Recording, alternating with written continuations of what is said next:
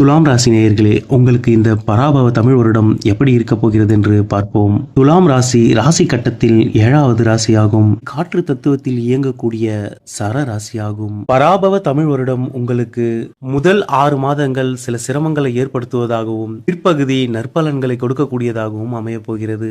தமிழ் வருடம் பிறந்து 2 மாதத்திலேயே குரு பகவான் உங்கள் ராசிக்கு 9ஆம் இடத்திலிருந்து 10ஆம் இடத்திற்கு பெயர்ச்சியாகிறார். 10ல் குரு பகவான் வரும்பொழுது பதவியை பறிப்பார் என்பார்கள். குருவின் பெயர்ச்சிக்கு பிறகு உங்கள் வேலையில் இடமாற்றத்தை சந்திப்பீர்கள். நீங்கள் வேறு கிளைக்கு மாற்றப்படலாம். குருவின் ஸ்தான பலம் சில சிரமங்களை கொடுப்பதாக அமைந்தாலும் அவரின் பார்வைகள் உங்களுக்கு நன்மையே ஏற்படுத்த போகிறது. குரு பகவான் உங்கள் ராசிக்கு 2ஆம் இடமான குடும்பஸ்தானத்தை பார்வை செய்ய போகிறார். இதன் மூலம் குடும்பத்தில் இருந்த பிரச்சனைகள் சுமூகமான தீர்விற்கு வரும். குடும்பத்தில் மகிழ்ச்சியும் சந்தோஷமும் அதிகரிக்கும். சுப நிகழ்ச்சிகள் நடைபெறும்.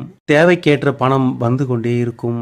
இது மட்டுமல்லாமல் குரு பகவான் உங்கள் சுகஸ்தானமான 4ஆம் இடத்தை பார்வை செய்வதால் உங்கள் உடல்நிலையில் இதுநாள் வரை இருந்து வந்த பிரச்சனைகள் இப்பொழுது முழுவதுமாக குணமடையும். நல்ல தேக ஆரோக்கியத்தை பெறுவீர்கள்.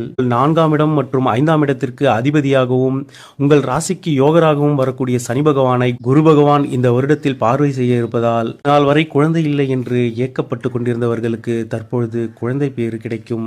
உயர்கல்விக்காக முயற்சி செய்பவர்களுக்கு நல்ல செய்தி கிடைக்கும். நீங்கள் படிக்க விரும்பிய இடத்தில் சீட் கிடைக்கும்.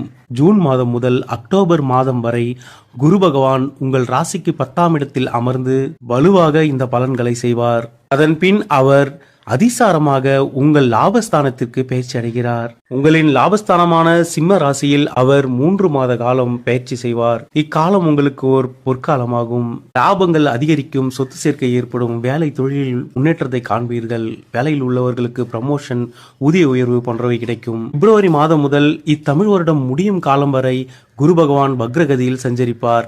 6ஆம் அதிபதி வக்ரம் பெற்று சஞ்சரிப்பது உங்களுக்கு நன்மையையே ஏற்படுத்தும். எனவே தமிழ் வருடத்தின் முதல் 5 மாதங்கள் மற்றும் சில சிரமங்களை சந்திப்பீர்கள். அதன் பின் உங்களுக்கு நன்மைகள் பல நடைபெறும் வருடமாகவே இத்தமிழ் வருடம் அமைகிறது. ராகு பகவான் 4ஆம் இடத்தில் அமரும் டிசம்பர், ஜனவரி ஆகிய 2 மாதங்கள் நீங்கள் உடல் நலத்தில் மிகுந்த கவனம் செலுத்த வேண்டிய காலமாக அமையும். வண்டி, வாகனங்கள், வீடு போன்றவற்றில் பழுதுகள் ஏற்படும். அதற்காக செலவிட வேண்டிய சூழ்நிலை உருவாகும்.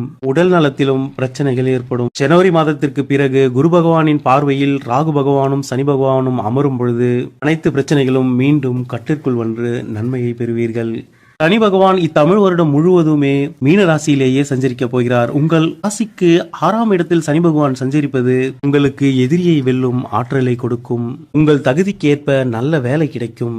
நிலையான சொத்து சேர்க்கையை ஏற்படுத்துவார். நீங்கள் எடுத்த முயற்சிகளில் வெற்றியை கொடுத்து கொண்டிருப்பார்.